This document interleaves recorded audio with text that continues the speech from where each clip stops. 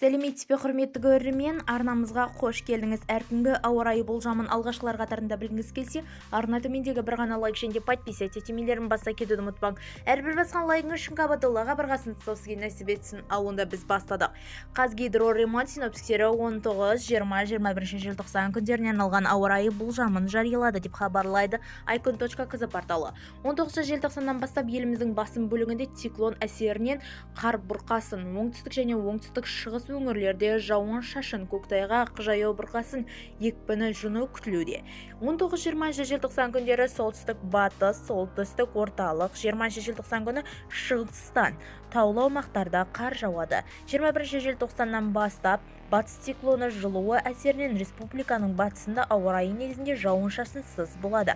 Ал оңтүстік, солтүстік және орталық ауа температурасы төмендеуі күтілуде. Сонымен қатар Қазақстанның басым бөлігінде тұман түседі деп болжанып отыр.